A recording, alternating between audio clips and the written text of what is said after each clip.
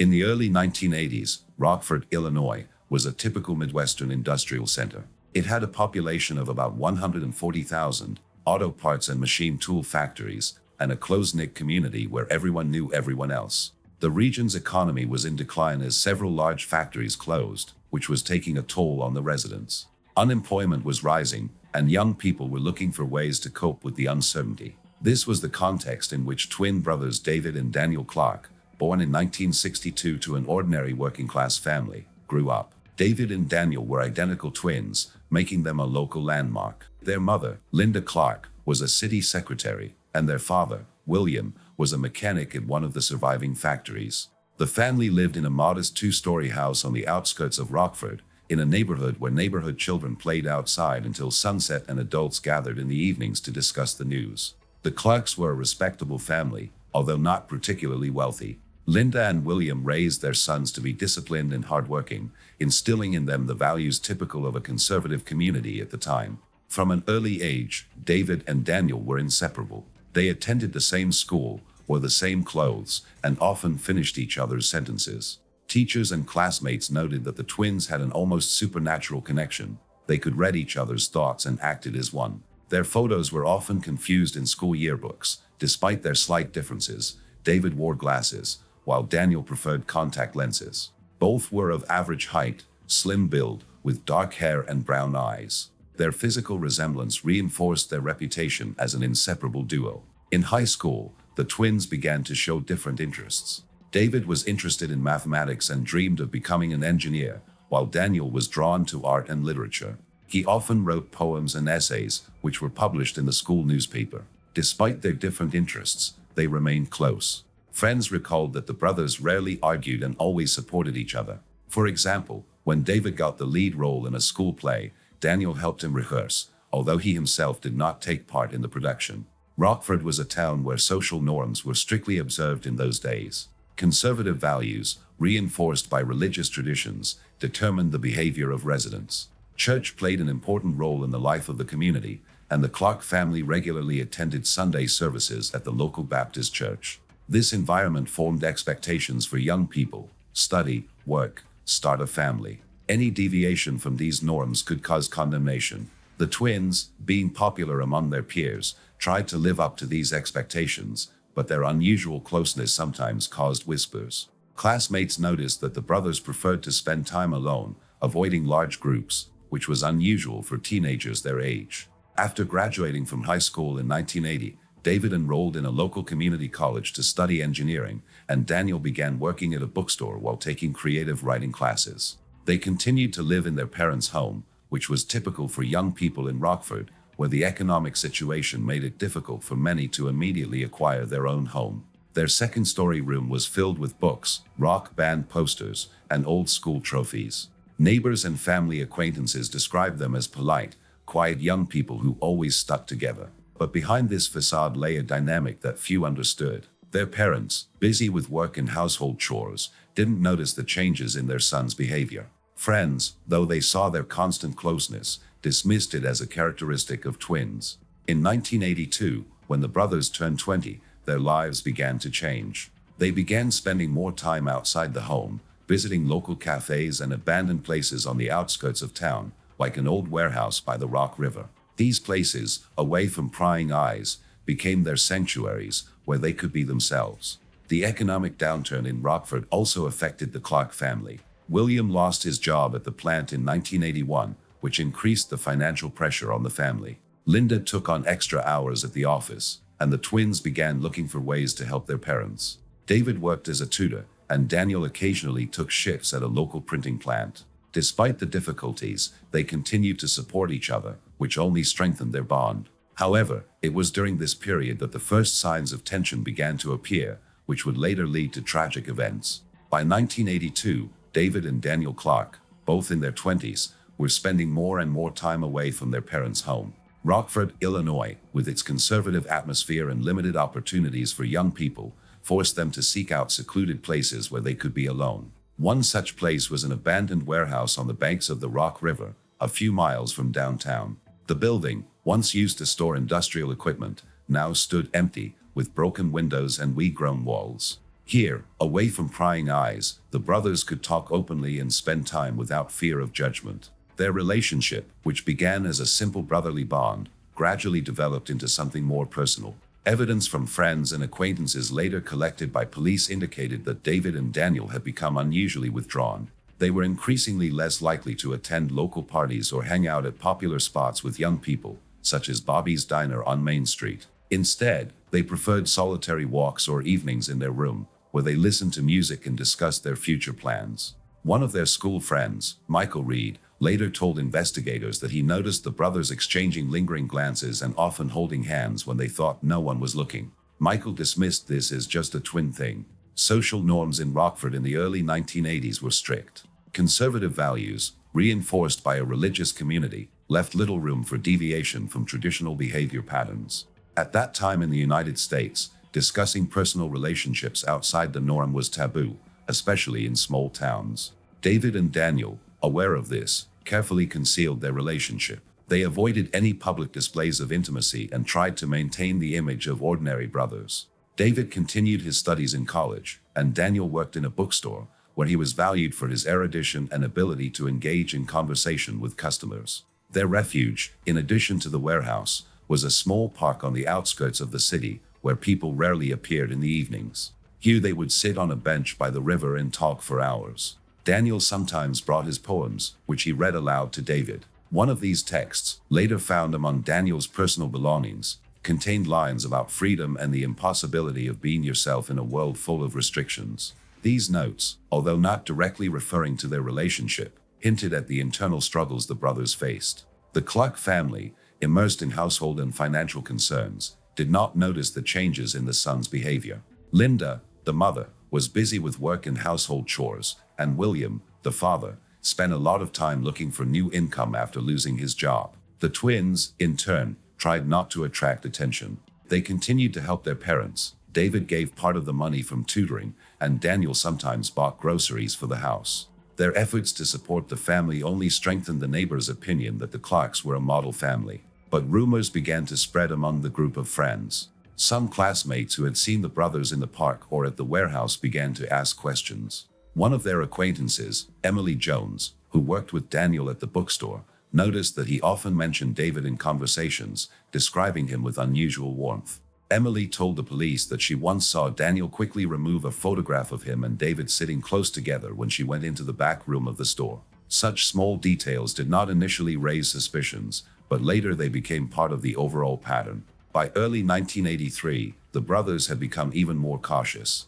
They began using code words when talking on the phone and avoiding meeting in public places. Their behavior, though unnoticed by most, began to attract the attention of those who knew them better. For example, their cousin, James, who occasionally visited Rockford, noticed that the brothers were becoming more secretive and less likely to share details about their lives. James later told investigators that he once found them in a park late at night and felt he had interrupted something personal, though the brothers quickly changed the subject. The economic situation in Rockford continued to deteriorate, adding to the stress of the brothers' lives. Social pressure, family expectations, and the need to hide their feelings created more and more difficulties. However, David and Daniel continued to support each other, finding solace in their meetings at the warehouse or in the park. Their connection, despite all the obstacles, remained a source of strength for them. However, it was this closeness, hidden from everyone, that became the first step in the events that would soon change their lives and the lives of their family forever. By the summer of 1983, life was becoming increasingly difficult for David and Daniel Clark in Rockford, Illinois. Their secret meetings continued, but the pressures of the outside world were beginning to take their toll on their relationship. The city's economic downturn was adding to the Clarks' financial difficulties, and social norms and expectations were creating additional strain. During this period, a third person entered their lives, who became a catalyst for the growing conflict. His name was Thomas Wilson, a 22-year-old auto mechanic who worked in a shop near the Clarks' home. Thomas, or Tom as his friends called him, was an old acquaintance of the brothers from their school days. He was not part of their inner circle, but occasionally ran into them at local events. Unlike David and Daniel, Tom was outgoing and sociable, with a reputation for making friends easily. In early 1983, he began to appear more frequently in the twins' lives, especially after Daniel began stopping by the shop to fix up the family's old pickup truck. Thomas, noticing Daniel's interest, began inviting him to hang out after work, and soon David began joining their gatherings. According to friends' accounts later collected by police, Thomas became something of a link between the brothers and the outside world. He often suggested that they hang out at a local bar or at impromptu parties at friends' houses. David and Daniel, who had previously avoided such places, began to agree, perhaps to escape the pressure they were feeling. However, their presence in Tom's company raised questions among some of their acquaintances. One of Tom's friends, Sarah Miller, later said that she noticed how David and Daniel kept to themselves even at parties, often whispering or leaving early. To complicate matters, Thomas seemed to be growing closer to Daniel.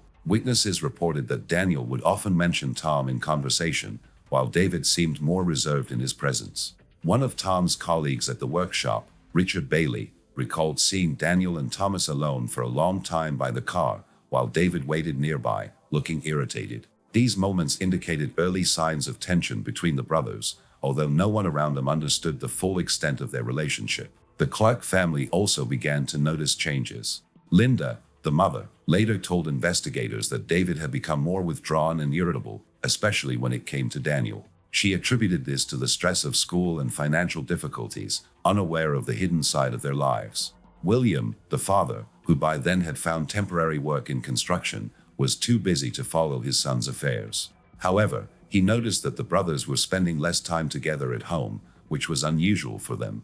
By the fall of 1983, tensions between David and Daniel had reached new levels. Neighbors recalled hearing a loud argument coming from the Clark home one evening. Although the words were inaudible, David and Daniel were emotional. After this incident, the brothers became even more cautious in their interactions with others. They stopped appearing together in public places, and their meetings by the river or in the abandoned warehouse became less frequent. Instead, Daniel began spending more time with Thomas, which friends say caused David considerable resentment. Thomas, unaware of the gravity of the situation, continued to be a part of their lives. He would invite Daniel to go fishing or to the local car club, where car enthusiasts met. David, although he sometimes joined, often declined, citing his studies. One of Tom's friends, Paul Davis, later told police that David once abruptly ended the conversation when Tom mentioned that Daniel was helping him in the workshop. The episode indicated a growing distance between the brothers that was unusual for those who knew them as inseparable. Social pressure in Rockford also played a role. Rumors about the twins began to spread, although no one spoke about it openly. The local church the Clarks attended was particularly strict in matters of morality. Sermons on family values and traditions were preached every Sunday, and the brothers probably felt the weight of it.